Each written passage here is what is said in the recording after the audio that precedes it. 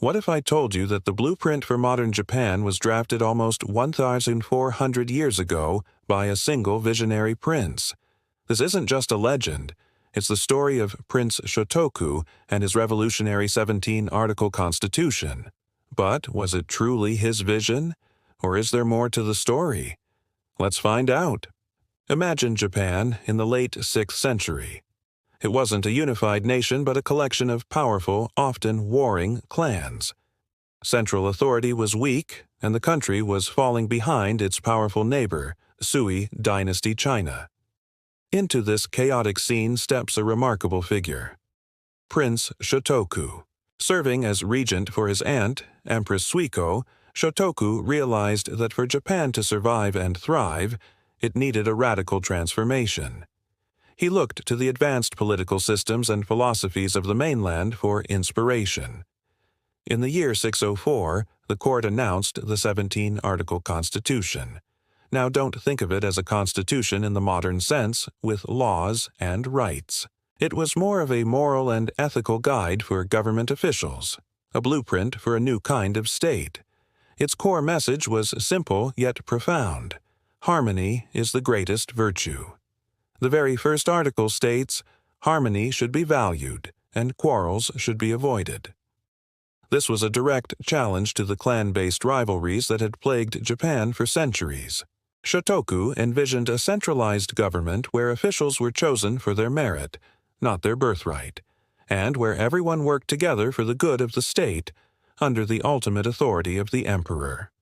The constitution was deeply influenced by Confucianism and Buddhism, two philosophies Shōtoku actively promoted.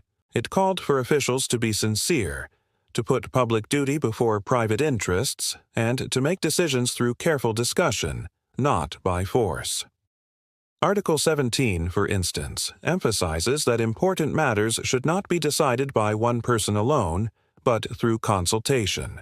This wasn't just about managing a government. It was about building a society based on principles of respect, reason, and collective responsibility. He also established a system of 12 court ranks, color-coded to show an official's position, reinforcing the idea of a structured, merit-based bureaucracy rather than a chaotic clan free-for-all. But here is the twist historians love to debate. Did Prince Shōtoku actually write it all himself? Some scholars argue that the constitution as we know it might have been written or compiled later, attributing it to Shōtoku to give it his immense authority and prestige. After all, he had become a legendary figure, almost a patron saint of Japan. This debate, however, doesn't diminish the document's impact.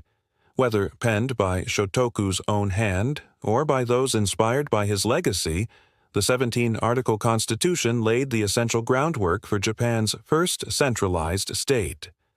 Its principles echoed through the subsequent Taika reforms and shaped the Japanese political and social landscape for centuries. The emphasis on group harmony, consensus building, and public duty became defining characteristics of Japanese culture, aspects of which can still be seen today. So, while the man himself is shrouded in a mix of history and legend, the vision laid out in his name is undeniable. Prince Shōtoku didn't just rule. He provided the philosophical DNA for a nation. What do you think? Was Shōtoku a lone genius, or a symbol for a generation of reformers? Let me know your thoughts in the comments below. Thanks so much for watching. If you enjoyed this journey into Japan's past, please hit that like button and subscribe for more. See you next time.